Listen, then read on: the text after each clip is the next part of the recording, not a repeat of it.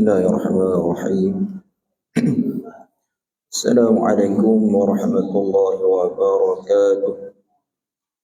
Ila hadratin Nabi Mustafa Muhammad sallallahu alaihi wasallam wa ala alihi wa ashabihi al-kiram al-Fatihah. A'udzu billahi minasy syaithanir rajim. Bismillahirrahmanirrahim. Alhamdulillahi rabbil alamin. Ar-Rahmanir Rahim. Maliki yaumiddin. Iyyaka na'budu wa iyyaka nasta'in. Ihdinas siratal mustaqim. Siratal ladzina an'amta 'alaihim ghairil maghdubi 'alaihim waladdallin. Subhanaka la 'ilma lana illa ma 'allamtana innaka antal 'alimul hakim. Rabbi shrah li sadri wa yassir li amri wahlul 'uqdatam min lisani yafqahu qawli. Rabbi zidna 'ilma warzuqna fahma walhiqna bis salihin. Allahumma rzuqna fahman nabiyyin wa hifdzal mursalin wa ilhamal malaikatil muqarrabin wahdina bi hidayatil 'arifin bi rahmatika ya arhamar rahimin.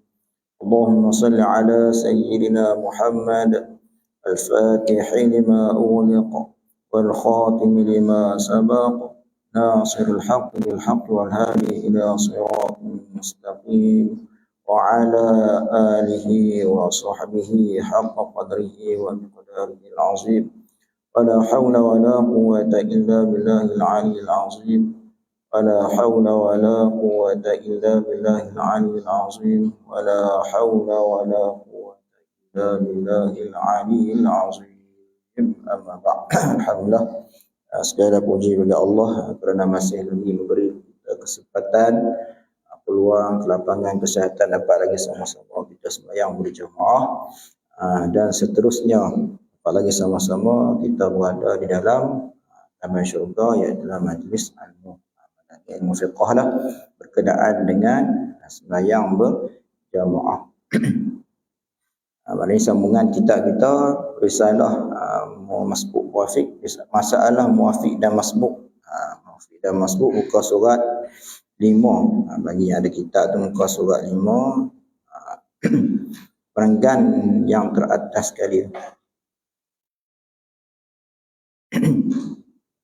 Muka surat 5 perenggan yang sekali lah. Tengok dia kata qala musannifu rahimahullah wa nafa'ana bihi wa bi'ulumihi fid darain amin ya rabbal alamin. Ini dia nak cerita hukum sembahyang, hukum meninggalkan sembahyang. Dulu dia cerita dah kelebihan sembahyang ni, perbezaan antara orang kafir dengan orang Islam ni sembahyang. Bila dia tinggal sembahyang, maknanya dia tak ada perbezaan antara kafir dengan Islam, maknanya sama ya. Kafir tak sembahyang, bila orang Islam tinggal sembahyang, maknanya sama. Nampak tak ada perbezaan. Jadi bila kita sembahyang, orang kafir tak sembahyang, nampak ada perbezaan. Jadi malam ni sambung dia kata memandangkan kedudukan sembahyang adalah besar dan pokok agama, tiang agama. Sembahyang ni dia merupakan tiang agama. Agama Islam ni dia banyak tiang. Antara tiang utamanya ialah sembahyang. As-salatu imaduddin. Nabi katakan sembahyang itu ialah tiang agama Islam. Nak tertegak agama Islam pada diri seseorang ni sembahyanglah. Kalau dia tak sembahyang, maknanya keislaman yang ada pada dia tu koyah, tak gemah, tak kukuh. Bila dia jaga sembahyang, dia menunaikan sembahyang, maknanya agama Islam yang ada pada diri dia tu gemah, kukuh. Nampak tak? Maka sebahagian sahabat Rasulullah sallallahu alaihi wasallam dan sebahagian ulama tabi'in, ulama yang selepas daripada sahabat lah. Tabi'in ni banyak ulama tabi'in ni ulama yang tak dan jumpa Nabi lah. Dia tak jumpa Rasulullah, dia dan jumpa sahabat. Dia dah mengaji dengan sahabat, berjumpa dengan sahabat, dia ambil ilmu daripada sahabat. Yang tu dia panggil tabi'in, ulama tabi'in. Yang sahabat ni dia jumpa dengan, dia sezaman dengan Nabi. Sezaman dengan Nabi ni sahabat lah. Nampak? Tabi'in ni dia tak sezaman dengan Nabi. Dia tak ada jumpa Nabi. Dia hanya mengaji dengan sahabat sahaja, dia panggil tabi'in. Sebahagian ulama tabi'in, sebahagian sahabat, sebahagian ulama tabi'in dan sebahagian daripada ulama kemudian, ulama mutaakhirin, ulama kemudian daripada tabi'in itulah. Mai ke belakang ni berpendapat, dia kata berpendapat bahawa orang-orang muslim yang meninggalkan sembahyang tinggal itu sebab apa? Tinggal dengan sengaja. Nampak tu? Pendapat. Ini pendapat dia lah. Berpendapat bahawa orang-orang muslim, orang Islam yang meninggalkan sembahyang, tak sembahyang. Dia tak sengaja, dia tinggal sembahyang, dia tak sembahyang. Tak sembahyang tu dengan sengaja. Dia tinggal sembahyang dengan sengaja. Nah, jadi bahasa kita mudah malah. Siapa tak sembahyang ni? Malah. Tak sembahyang, tinggal sembahyang. Tu sengaja lah panggil. Kalau tak sengaja ni contohnya tidur. Tertidur. Terlupa habis waktu lagu tu. Terlupa. 2 kali buat kerja, 3 terlupa habis waktu. Nampak? Biasa saya pun bisa berlaku tu. Ini masa musafir lah. Itu terlupa ni dengan kita dah buat dah jamak. Takdim tadi, tengoklah tak buat lagi sembahyang. Habis tu ya. Nampak? Biasalah terlupa, tak sengaja, tertidur, tu biasalah. Kalau tinggal sembahyang sengaja ni, ulama ni kebanyakan sebahagian ulama sahabat, sebahagian ulama tabi'in, sebahagian ulama mutaakhirin ni dia hukum kata orang yang tersebut kafir. Itu dia kata orang muslim yang meninggalkan sembahyang dengan sengaja. Sengaja tinggal. Saja tak mau sembahyang, malas. Hukum orang muslim tadi tu kafir. Maknanya murtad. Kafir ni makna murtad. Terkeluar pada agama Islam. Ini hukum yang berat lah. Maknanya hukum yang berat. Tinggal sembahyang sengaja walaupun satu waktu, hukum dia dah jatuh kafir, murtad. Ini sebahagian pendapat lah. Sebahagian pendapat. Kita mazhab Syafi'i tak pakai pendapat ni. Ini sebahagian pendapat. Nabi kata beratnya hukum orang yang tinggal sembahyang dengan sengaja. Jangan kita pandang remeh lah berkenaan dengan sembahyang. Sebab ada sebahagian sahabat, sebahagian ulama tabi'in, sebahagian ulama mutaakhirin ni yang berpendapat orang yang meninggalkan sembahyang dengan sengaja ni kafir. Berdasarkan hadis Nabi lah. Man taraka as-salata muta'ammidan faqad kafara jihara, Nabi kata. Barang siapa yang meninggalkan sembahyang dengan sengaja, tak ada penguzuran apa, sengaja tinggal, malas, faqad kafara jihara, maka sesungguhnya dia telah jelas kafir. Wa'ayazubillah, kita tak maulah. Tadi tu tengok pendapat mazhab kita pula. Sahabat-sahabat yang berpendapat demikian. Siapa yang berpendapat lagu ni? Yang berpendapat kata orang tinggal sembahyang ni dengan sengaja hukum dia kafir. Murtadlah, kafir ni makna murtad. Dia kata seperti Umar bin Al-Khattab. Umar bin Al-Khattab, Sayyidina Umar pendapat lagu tu. Dia sandaran dia adalah berdasarkan hadis tadi lah. Abdullah bin Mas'ud pun berpendapat lagu tu. Tinggal sembahyang sengaja tanpa keuzuran kafir. Abdullah bin Abbas, ini sahabat semua ni. Umar bin Al-Khattab, Abdullah bin Mas'ud, Abdullah bin Abbas, Muaz bin Jabal, ini sahabat yang sakan-sakan ni. Jabir bin Abdullah dan Abu Darda radhiyallahu anhum. Sebab tu sahabat semua ni. Semua sahabat ni berpendapat orang yang tinggal sembahyang dengan sengaja tanpa keuzuran hukum dia kafir. Nampak? Tu beratlah, maknanya berat. Hukuman orang yang meninggalkan sembahyang ni berat. Tetapi tengok ada tetapi, rasa ringan sikitlah. Tetapi sebahagian yang lain, sebahagian ulama yang lain pula berpendapat bahawa orang yang meninggalkan sembahyang dengan sengaja selama tidak mengingkari tentang wajib sembahyang tadi tu, maka hukum orang ini adalah fasik. Dia masih lagi Islam, beragama Islam, masih lagi beriman, cuma hukum dia fasik. Orang yang telah melakukan kerosakan, orang yang telah melakukan dosa besar. Tinggal sembahyang hukum dosa besar. Nampak tak? Ini fasik. Dia masih lagi Islam, masih lagi beragama Islam, cuma hukum dia fasik. Dia telah melakukan dosa besar sebab dia tinggal sembahyang dengan sengaja. Siapa? Ini antaranya imam kita Syafi'i.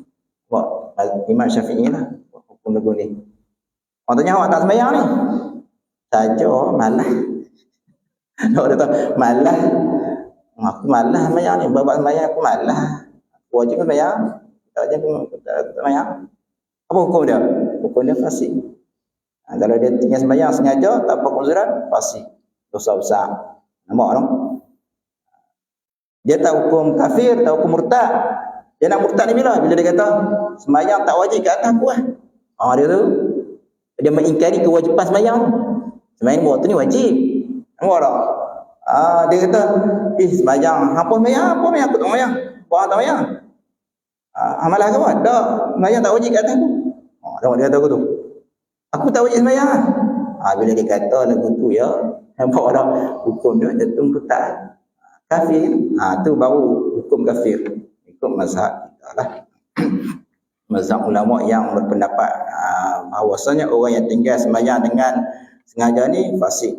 Dan nak jadi kafir, nak jatuh murtad ni, terkeluar dari agama Islam ni bila dia mengingkari kewajipan sembahyang. Dia kata sembahyang waktu tu tak wajib. Tak wajib lah. Siapa-siapa pun tak wajib buat lah. Aku pun tak wajib lah. Bila dia kata lagi tu, silap iblan lah. Maknanya dia telah terkeluar pada agama Islam. Kena ngucap lain. Kena ngucap lain.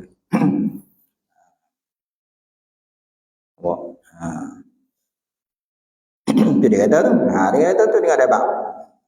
Sebahagian ulama yang lain pula berpendapat bahawa orang yang meninggalkan sembahyang dengan sengaja tanpa keuzuran selama tidak mengingkari tentang wajibnya, dia tak mengingkari, dia tak menolak kewajipan sembahyang tu. Dia kata sembahyang tu wajib. Aku malas ya. Dia waktu sembahyang wajib, aku malas nak buat. Kalau dia kata lagu tu, maknanya dia masih lagi beragama Islam. Cuma fasik lah. Dia panggil orang yang telah melakukan dosa besar, fasik. Maka hukum orang ini adalah fasik. Kena bertaubat lah. Dia kena bertaubat. Lepas tu Nabi aku tu. Tak ada dia. Kita kena ambil tindakan lah. Dia aku tu, dia lagu tu. Bila-bila. Kita kena ambil tindakan. Tetapi orang tersebut tadi tu, hendaklah dipenjarakan. Berpenjara lah. Nampak tak? Kurung dalam penjara tu. Sampai bila? Sehingga ia tunaikan sembahyang. Sampai dia sembahyang. Sampai dia qada balik sembahyang tu. Dia qada balik sembahyang. Bila dia qada sembahyang tu, maknanya kita lepas dia daripada penjara. Dia kurung tu. Paksa suruh dia sembahyang juga. Tunaikan sembahyang. Beratlah. Hukuman orang yang meninggal sembahyang ni berat. Sebab apa kena buat lagu tu? Sebab apa orang lagu tu orang yang tersebut tu dipenjarakan. Sampai tahap dipenjarakan. Ta'zir. Supaya dia tidak menjadi ikutan yang buruk. Supaya dia, orang tersebut tadi tidak menjadi ikutan yang buruk kepada orang lain. Supaya orang lain tak ikut dia. Nampak tak? Kalau dia tinggal sembahyang sengaja, kita biar lagu tu. Dia kata dia tak sembahyang, tak apa pun. Kami pun tak sembahyang. Tak ada apa. Tak sembahyang, tak ada apa. Tak ada tindakan apa pun. Dia tak sembahyang, tak ada apa. Biar dia. Nampak? Orang biar pun orang tak minta tindakan apa pun. Bila lagu tu, maka nak tinggal sembahyang habis. Malah-malah. Malah-malah. Kita tinggal. Malah-malah. Kita tinggal habis. Sebab bila kita ambil tindakan, buatlah di penjara ke apa kan. Nampak? Bila buat tindakan, barulah orang lain tu rasa takut sikit lah. Rasa gerun sikit nak ikut tindakan. Nak ikut perbuatan orang yang meninggalkan sembahyang dengan sengaja tadi.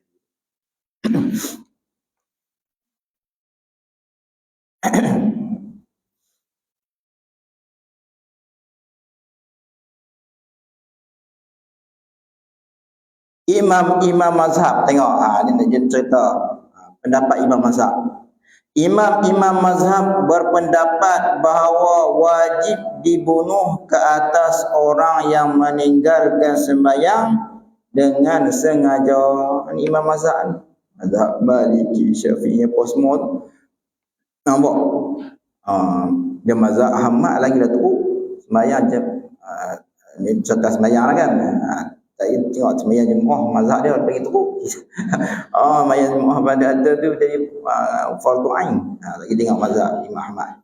Kata imam mazhab berpendapat bahawa wajib dibunuh ke atas orang yang meninggalkan sembahyang. Orang sembahyang ni kena bunuh. Orang yang sembahyang tinggal sembahyang dengan sengaja, walaupun satu waktu dia tinggal, dia kena bunuh. Nampak? Penjara dah tadi betul kena bunuh. Pendapat imam mazhab ni. Kita bukan kitab fiqh kan. Hukum lagu ni lah. Maknanya orang yang tinggal sembahyang dengan sengaja ni dibunuh. Tapi bukan sebarangan orang boleh bunuh. Saya kira tengoklah ke taman ni orang tinggal sembahyang risau ketika tak boleh pada tu. Dosa balik. Ada yang kena ambil tindakan ni pemerintah, orang yang ada kuasa, orang yang berautoriti boleh ambil tindakan. Orang sebarangan kita jiran sebelah rumah tengok dia tak sembahyang tak boleh. Nampak undang-undang Malaysia bersalah, undang-undang Islam bersalah, tak boleh. Dia kena orang yang ada kuasa pemerintah yang akan ambil tindakan. Dia kata sebagaimana dijelaskan oleh Syekh Muhammad Ahmad dalam kitabnya, kitab Syekh tersebut, nama dia apa kitab dia? Miftahul Khitabah wal Wa'ziyah. Dalam kitab tersebut ada diceritakanlah pendapat imam-imam mazhab bahawasanya orang yang meninggalkan sembahyang dengan sengaja, hukuman dia dibunuh. Bukan sebab dia kafir, dibunuh tu sebab dia sebab ambil tindakan had. Tapi hukum ni tak dijalankan. Arab Saudi pun tak buat hukum ni, tak dijalankan hukum ni. Cuma hukum ada, cuma tak dijalankan, cuma tak buat. Sebab dia tu. Habis dia kata imam mazhab, tengok dia kata sambungan lagi, dia kata imam mazhab mengatakan wajib dibunuh orang yang meninggalkan sembahyang itu. Sebab apa? Kerana kekufurannya. Dia ada dua. Ada yang berpendapat wajib bunuh tu sebab dia kafir, sebab dia murtad. Tu sebab. Ada pendapat satu lagi kata wajib bunuh tu bukan sebab dia murtad, sebab nak jalankan hukuman kepada bersalah yang meninggalkan sembahyang dengan sengaja, hukumannya kena bunuh. Sebab berdasarkan hadis Nabi. Ada sebahagian lagi kata sebab dia kafir, sebab berdasarkan hadis Nabi yang lain. Dia kata siapa tinggal sembahyang dengan sengaja, maka sesungguhnya dia telah kafir dengan nyata. Tu berdasarkan hadis tu yang Nabi yang kata kena bunuh tu, sebab dia kafir. Ada sebahagian kata wajib bunuh tu sebab dia kafir, sebab nak menjalankan hukuman ke atas orang yang meninggalkan sembahyang dengan sengaja, walaupun dia beragama Islam. Nampak tak? Dari khilaf di situ. Lepas tu dia kata imam-imam mazhab mengatakan wajib dibunuh orang yang meninggalkan sembahyang itu kerana kekufurannya, sebab dia kafir, sebab dia kufur, sebab dia murtad. Apa dia? Siapa dah kata lagu tu? Seperti Ahmad. Imam Ahmad kata lagu tu. Bukan mazhab kita ni. Dia nak cerita mazhab. Kita bukan mazhab ni. Ishaq dan Ibnu Mubarak. Tiga orang ni berpendapat bahawasanya orang yang meninggal sembahyang wajib dibunuh sebab dia kafir murtad berdasarkan hadis Nabi. Dia masalah ni dia ada khilaf lah. Manakala yang mengatakan wajib dibunuh kerana menjalankan had. Ni tengok. Kena bunuh juga, tapi bukan sebab kafir, sebab nak menjalankan hukuman ke atas orang yang meninggalkan sembahyang dengan sengaja. Nampak? Had dia panggil. Manakala yang mengatakan, ulama mazhab yang mengatakan wajib dibunuh kerana menjalankan had, siapa dia? Seperti mazhab Maliki, Imam Malik, Syafi'i, Imam Syafi'i pun kata lagu tu. Dia masih lagi dihukum Islam, beragama Islam. Imam Malik pun kata dia masih lagi beragama Islam kalau dia tinggal sembahyang sengaja. Imam Syafi'i pun kata dia masih lagi beragama Islam kalau dia tinggal sembahyang sengaja. Cuma dia kena bunuh sebab nak menjalankan hukuman, sebab dia meninggalkan sembahyang dengan sengaja. Nampak tak? Selagi mana dia tak mengingkari kewajipan sembahyang, dia masih lagi beragama Islam. Cuma dibunuh sebab tinggal sembahyang dengan sengaja, tanpa bertaubat. Kalau dia bertaubat, dia qada balik sembahyang, tak kena bunuh. Dia kata tinggal sembahyang kena bunuh tu, tak. Bila dia tinggal sembahyang, pemerintah akan suruh dia bertaubat, qada balik sembahyang. Kalau dia laksanakan suruhan tadi tu, maknanya lepas. Kalau dia tak laksanakan suruhan tu, maknanya dia akan dibunuh, dia ambil tindakan bunuh. Nampak?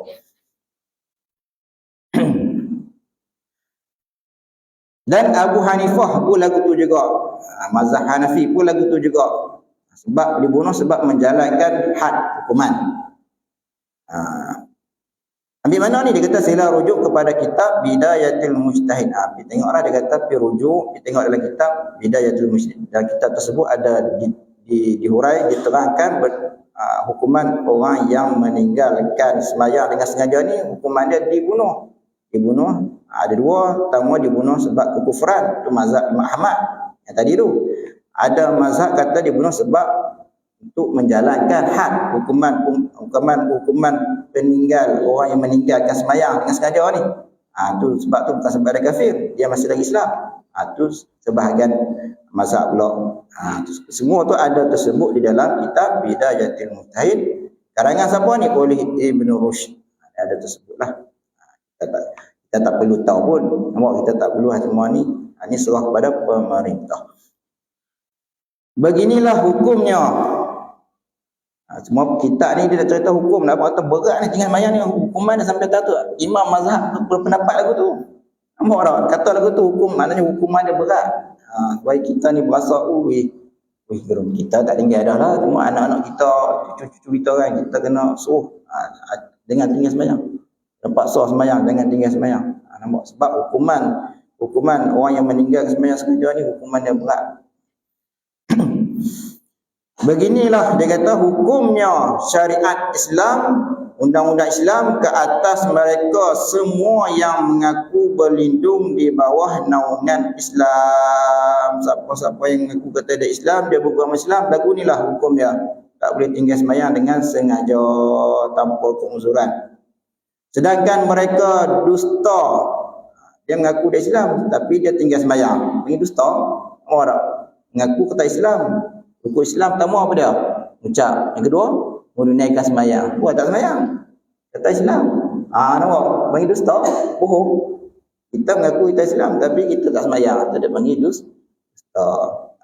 Kerana tidak menunaikan salah satu rukun yang terpenting itu. Nampak? Antara rukun Islam yang 5 tu, salah satunya menunaikan sembahyang. Tidak orang Islam tak menunaikan sembahyang, maknanya dia telah berdusta. Berbohong dengan Allah Ta'ala. Bagi kita sebagai seorang yang faham syariat Allah itu, tidak merasai terkejut dan aneh apabila mendengar hukuman terhadap mereka yang meninggalkan itu kufur atau fasik.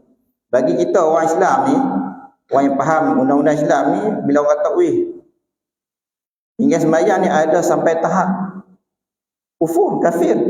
Ada sampai tahap fasik jadi fasik. Nampak tak? Tahap tu. Bagi kita orang Islam ni tak pelik. Kita faham syariat Islam ni, undang-undang Islam ni, dia rasa tak pelik benda tu, biasa lah. Sebab apa? Sebab sembahyang ni, tiap agama, sembahyang ni amalan agama yang paling utama nak banding dengan amalan-amalan lain, haji, umrah, apa semua tu sembahyang utama. Nampak? Padalah dengan hukuman dia lagu tu, akibat dia lagu tu. Nampak? Bila tinggal sembahyang lagu tu, tinggal sembahyang sengaja, ada yang mengatakan kafir, ada yang mengatakan fasik. Semua ni dia ada dalil dia, berdasarkan dalil. Masalah ni khilaf lah. Khilaf. Bertambah jelas lagi apabila kita memperhatikan kepada sabda Rasulullah SAW. Tengok sabda Nabi kata, dalil ni. Ural Islam wa qawaiduddin salasah. Nabi kata, alaihinna usisal Islam, man taraka wahidatan minhunna fahuwa biha kafir halalud dami. Apa dia? Syahadatu an la ilaha illallah wa salatul maktubah wa sawmu ramadan. Rawahu Abu Ya'la. Tengok.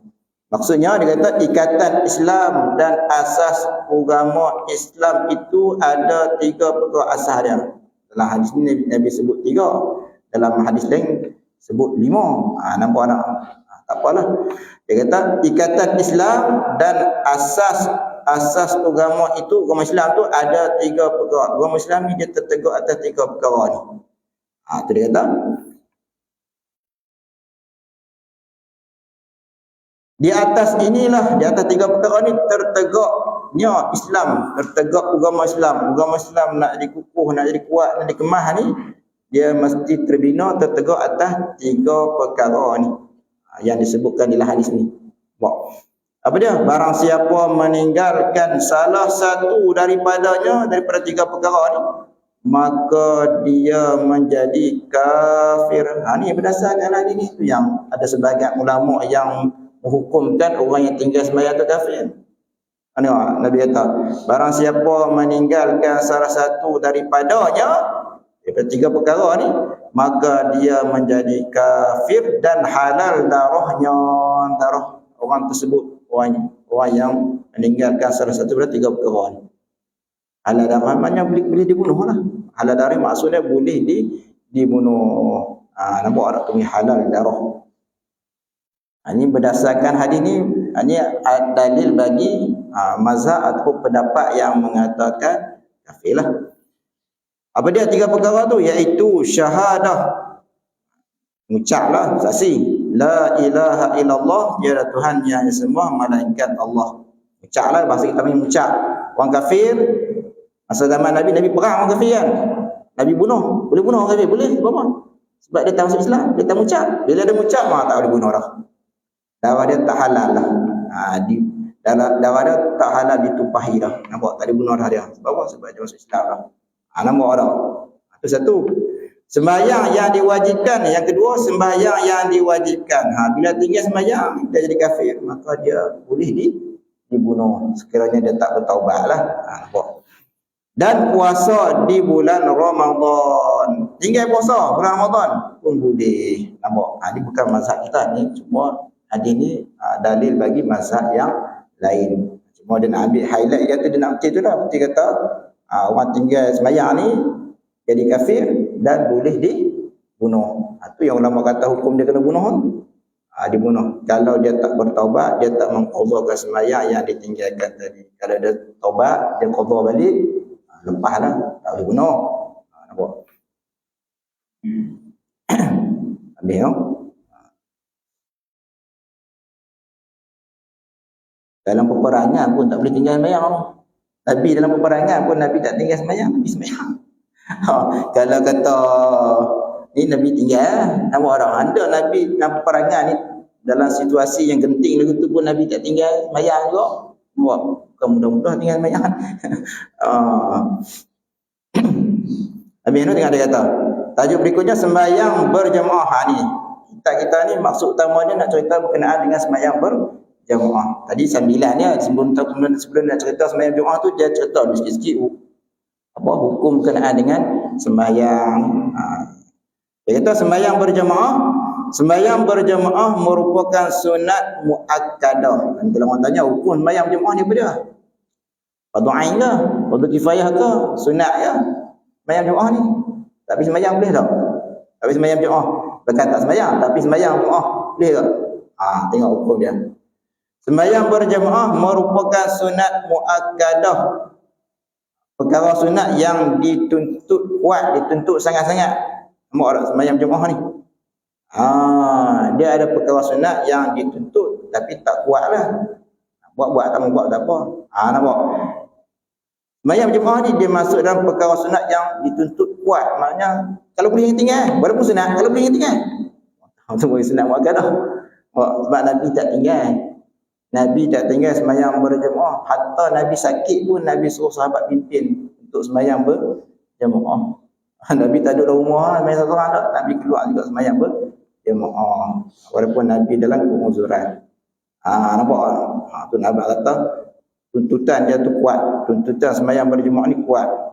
Walaupun hukum dia sunat, tuntutan dia tu kuat. Dia panggil sunat muakkadah.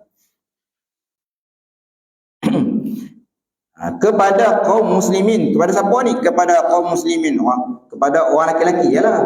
Nampak? Sembahyang berjemaah ni dia berkaitan dengan orang lelaki-lelaki. Orang lelaki-lelaki yang balik, yang bermukim, nampak, yang duduk di satu-satu tempat mukim, yang merdeka, tuntutan dia antaranya ada hukum sunat muakkadah, ada kata fardu kifayah, ada kata fardu ain. Ini cerita kenaan dengan orang lelaki-lelaki. Buat di atas sembahyang Jumaat ni merupakan sunat muakkadah kepada kaum muslimin, golongan lelaki-lelaki ni, lelaki-lelaki yang beragama Islam ni. Ya terutama yang umur ni. Dan juga adalah fardu kifayah. Nampak? Dan adalah fardu kifayah. Dan juga adalah fardu kifayah ni atas sebahagian pendapat. Satu pendapat kata sembahyang berjemaah ni hukum dia sunat muakkadah. Satu pendapat lagi kata sembahyang berjemaah ni hukum dia fardu kifayah. Fardu kifayah ni berat sikit lah, maknanya wajib lah. Dia sebut fardu ni dia wajib. Fardu kifayah dah. Perkara wajib yang orang yang buat kita tak payah buat. Fardu kifayah. Kita pegang tu. Fardu kifayah maknanya perkara wajib yang orang yang buat kita tak perlu buat. Dia pilih apa sembahyang rumah dah, aku main kat rumah. Nampak tak? Fardu kifayah bagi depa pi dah lah. Main rumah, aku main kat rumah sudah lah. Nampak tak? Tu orang yang berpendapat lagu tu lah, orang yang berpandangan lagu tu, dia kata fardu kifayah ni maknanya yang orang yang buat kita tak payah. Bukan lagu tu. Fardu kifayah ni maknanya tuntutannya ke atas sekalian orang Islam yang ada di satu-satu kawasan. Nampak tak? Tuntutan tu umum ke atas sekalian orang Islam yang ada di satu-satu kawasan, dan sekiranya perkara tersebut dilakukan oleh sebahagian orang Islam yang ada di kawasan tersebut, kewajipan tu dah terlepas, dah gugur, terpanggil fardu kifayah. Nampak? Contohnya dalam taman ni. Taman contohlah ada 300 orang lelaki-lelaki yang cukup umur dah. Nampak? Yang main sembahyang berapa orang? Yang main sembahyang 100 orang je. Maknanya hak lagi 200 hak tak main sembahyang jemaah tu, maknanya tak berdosa. Apa? Sebab fardu kifayah dah 100 orang ni dah buat dah sembahyang berjemaah, dah tunaikan dah sembahyang berjemaah, maknanya tuntutan fardu kifayah itu dah gugur dah. Maknanya yang 200 hak tak sembahyang tadi tu tak berdosa. Nampak? Cuma pahala sembahyang tak dapat lah, sembahyang berjemaah tak dapat sebab tak main. Macam tadi lah, sembahyang sunat muakkadah. Siapa yang buat sembahyang sunat muakkadah, siapa yang main sembahyang berjemaah dia dapat pahala sunat. Yang tak main sembahyang berjemaah dia tak dapat. Atas pendapat yang kata sunat muakkadah, siapa yang main sembahyang berjemaah dia dapat pahala berjemaah. Yang tak sembahyang berjemaah main seorang-seorang rumah tak dapat. Nampak tak? Yang atas pendapat kata fardu kifayah ni, yang main sembahyang berjemaah ni dapat pahala sembahyang fardu kifayah. Dapat pahala fardu kifayah. Yang duduk di rumah tak main sembahyang berjemaah tu tak berdosa. Sebab apa? Sebab orang lain dah buat dah. Nampak? Itu yang kata bila orang lain buat kita tak payah. Fardu kifayah. Orang lain buat kita tak payah buat. Ini pendapat yang pertengahan. Dia ada satu pendapat yang berat, yang kata fardu ain. Fardu ain tu siapa tak sembahyang berjemaah dia berdosa. Berat sikit. Dalam mazhab kita Syafi'i ni ada dua pendapat. Ada pendapat kata sunat, ada pendapat kata fardu kifayah. Ni dia ramai dua tu. Sunat muakkadah satu lagi fardu kifayah. Ada dua pendapat. Jika sekiranya dalam sebuah kampung, dia kata, jika sekiranya dalam sebuah kampung di satu-satu penempatan, satu-satu tempat tu, ialah kampung ke bandar, dan mukim itu tidak mendirikan sembahyang berjemaah, semuanya penduduk yang ada dalam kampung tu, yang ada dalam mukim tu, laki-laki lah, semuanya berdosa belaka dia. Semuanya penduduk kampung itu berdosa belaka. Kalau dalam kampung tu contohlah dalam taman ni, tak ada seorang pun main sembahyang jemaah. Nampak tak? Di masjid ni. Tak ada seorang. Tanpa penguzuran lah. Ada penguzuran tu dia tak kira. Tanpa penguzuran tak ada semuanya. Satu taman dosa. Satu taman atas pendapat yang kata fardu kifayah lah. Satu taman berdosa. Yang berdosa siapa? Kaum perempuan tak berdosa. Sebab kewajipan sembahyang berjemaah ni atas orang laki-laki sahaja. Laki-laki yang cukup umur, yang tak bermusafir. Nampak? Yang menetap di satu-satu kawasan. Pendapat fardu kifayahnya berat sikit. Kalau pendapat sunat tadi tu dia ringan sikit, tapi pendapat fardu kifayah ni dia berat. Maknanya kalau semua tak mai sembahyang, masjid lengang, tak ada siapa, nampak? Tak ada sembahyang jemaah, maka kesemua orang lelaki yang ada di kawasan tersebut yang cukup umur, kesemuanya berdosa. Yang tak ada konzuran lah, semuanya berdosa. Jadi itu. Fardu kifayah dia memang begitu lah. Fardu kifayah hukum dia, kalau semua tak buat, semua bukan berdosa. Kalau sebahagian buat, semua tak dosa. Kalau sebahagian buat, semua tak dosa. Kalau semua tak buat, kesemua berdosa. Sebab tu dia kata, sekiranya dalam sebuah kampung, ni atas pendapat yang kata fardu kifayah ni, bukan sunat tadi tu. Atas pendapat yang kata sembahyang berjemaah ni hukum dia fardu kifayah, sekiranya dalam sebuah kampung dan mukim itu tidak mendirikan sembahyang berjemaah, walaupun satu waktu ya tak buat, semuanya penduduk kampung itu berdosa berlakon. Maknanya masing-masing kena ambil tanggungjawab lah. Orang masing-masing kena ambil tanggungjawab. Kita jangan harap kawan kita ya bagi dia ya main jemaah. Tak boleh kita kena tunjuk muka juga, kena main juga main jemaah. Maknanya kita kena ambil tanggungjawab sama. Jangan harap orang lain dia tolong lepaskan kita daripada dosa. Maknanya kita kena libatkan diri sama dalam tanggungjawab fardu kifayah ni. Walaupun tak boleh kerap main sembahyang jemaah, ambil lah ada sehari tu ada 5 waktu, pilih ya. Kita sibuk, pilih ambil mana waktu yang kita lengah, ambil 1 waktu ke 2 waktu main sembahyang jemaah. Selebihnya kita bagi orang yang ada kelapangan main. Nampak? Dan kita lepas semua ya. Tak biasa main jemaah, jadi tak biasa main jemaah. Habis sembahyang main jemaah ya. Lain pada jemaah tak biasa main sembahyang jemaah. Jangan kita buat begitu. Kesianlah, kesian kat kawan-kawan kita tu. Saudara-saudara yang membantu kita untuk melepaskan dosa fardu kifayah tadi. Ini atas pendapat yang kata fardu kifayah.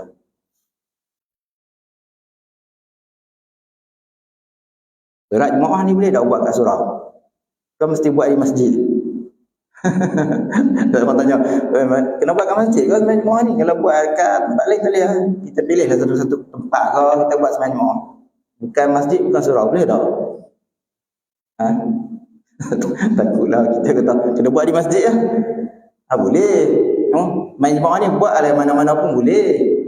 Tapi kita buat di kawasan tersebut, bagi boleh nampak kata sembahyang berjemaah. Maknanya jangan buat tempat tersembunyi. Dia buat dalam rumah. Panggil kawan-kawan dia 20 orang main rumah tu. Malah kita sembahyang dalam rumah tu. Tak boleh aku tu. Dia kena buat di tempat yang terbuka. Tempat yang orang lalu lalang pun tak segan nak singgah sembahyang sekali dengan kita. Tu dan ada lagu tu sembahyang berjemaah. Tak kira kalau ada tempat tu masjid ke, surau ke ataupun bangunan apa-apa pun boleh kita buat. Nampak tu? Tapi kalau buat di masjid afdal lah, sebab masjid ni kelebihan dia banyak. Boleh iktikaf lagi. Dia buat di surau tak boleh iktikaf. Buat di masjid ni dia boleh iktikaf. Sambil nak sembahyang boleh iktikaf. Cuma sembahyang berjemaah ni dia kena buat dalam kawasan, dia kena ada juga satu tempat didirikan sembahyang berjemaah atas pendapat yang mengatakan sembahyang berjemaah ni fardu kifayah. Bergantung pada tempat. Kalau tempat tu besar, maknanya kena buat banyak tempat lah. Kalau tempat tu kecil, penduduk dia tak ramai, buat satu tempat cukup lah. Nampak? Kalau kawasan tu besar, luas, penduduk ramai, dia kena pecah kawasan. Maknanya buat jemaah tu bagi lebih pada satu tempat. Supaya orang lain tu boleh berjemaah. Buat senang nak berjemaah. Kalau kita buat satu tempat, mereka hak jauh nak main tempat, contohlah jauh nak main sembahyang sini, payah. Sebab buat satu tempat, dia kena pecah bagi jadi banyak tempat sikit. Buat di masjid, buat di surau. Sebab tu kita tengok kawasan kita kan, masjid ada, surau pun banyak. Sebab dia kena pecahkan jemaah supaya orang mudah untuk hadir sembahyang berjemaah. Kalau buat satu tempat ni jadi payah. Melainkan kalau tempat tu kecil, tempat tu tak ramai, penduduk pun duduk dekat-dekat ya. Boleh buat satu tempat. Pendapat yang mengatakan sembahyang berjemaah ni hukum dia fardu kifayah. Sebab tu kita tengok surau banyak kan. Di flat ada surau, di taman ada surau, sebahagian taman kan. taman dia kata suruh belakang lah taman-taman kan. Macam taman ni ada masjid. Masjid nampak orang tu. Sebab apa? Sebab sembahyang jemaah ni atau pendapat yang mengatakan fardu kifayah, sekiranya tempat tu luas, besar, penduduk ramai, dia kena pecah jemaah. Yang buat banyak sikit jemaah. Tak memadai satu tempat sembahyang berjemaah sahaja. Bergantung kepada keperluan lah. Bergantung kepada keperluan tempat tersebut.